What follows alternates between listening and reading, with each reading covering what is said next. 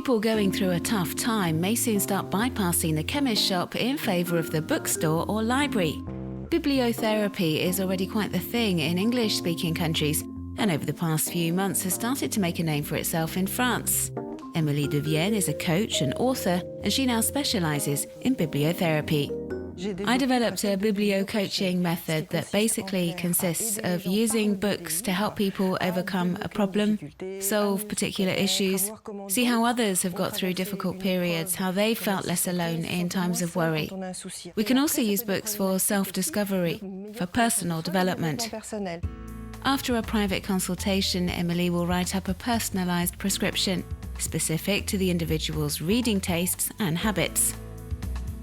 I'll spend time talking to my client and then make recommendations as to what I think they should be reading. I could suggest novels, essays, poems, practical books.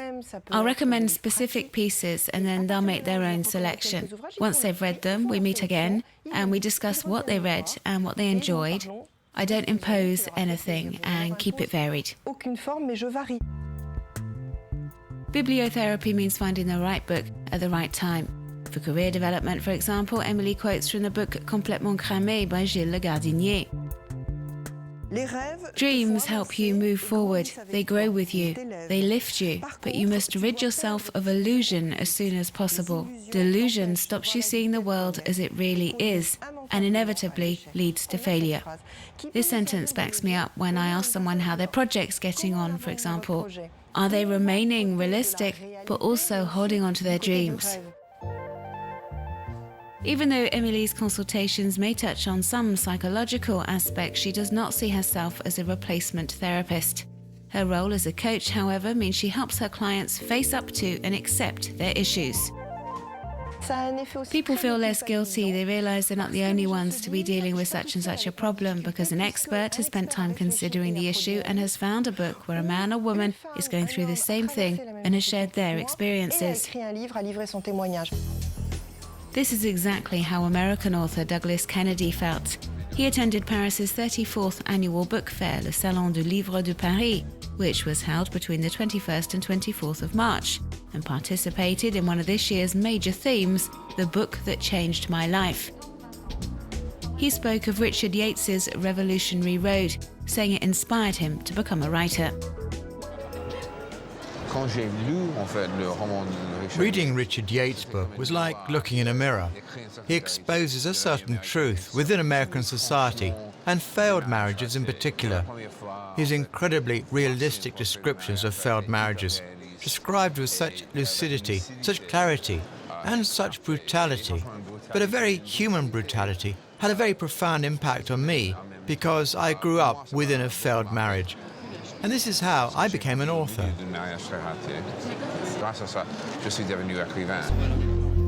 Businessman Mathieu Pégas also has a book that changed his life, The Count of Monte Cristo by Alexandre Dumas. The book has several messages, the ability in each of us to become a hero. This is what happens with Edmond Dantes, the 19-year-old sailor who becomes the Count of Monte Cristo. Our capacity to take charge of our life. I have always been moved by this quest for meaning. And the third thing that affected me with this novel is a rejection of conventions. Values he adheres to today and promotes in his new book, which calls for political audacity in these times of economic downturn. We need to bring back optimism and will to this accepting world and say that it is possible to change things. I think this is absolutely essential.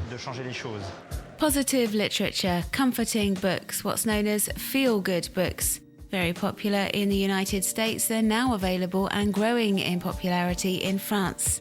Karine Bailly de Robien created her 100% female authors publishing house in 2013.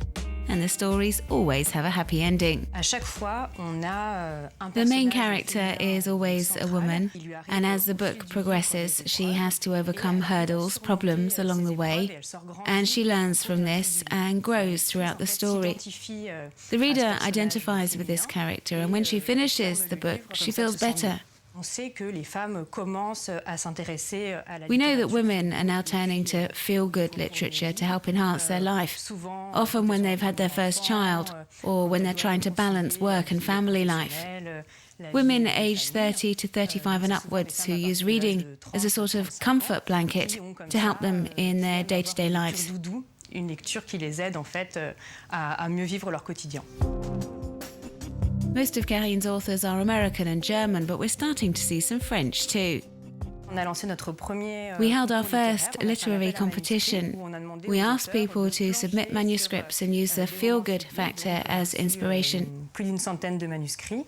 Et puis, We received over 100 manuscripts, and the winner was Bénédicte Jourgeot, with Une héroïne américaine, an American heroine. Romantique. Donc, notre premier film. A romantic novel and our first French feel-good book. We often joke that it should be included in health cover. Souvent en souriant. With these feel-good books, we go back to reading for pleasure, helping us look on the bright side of life.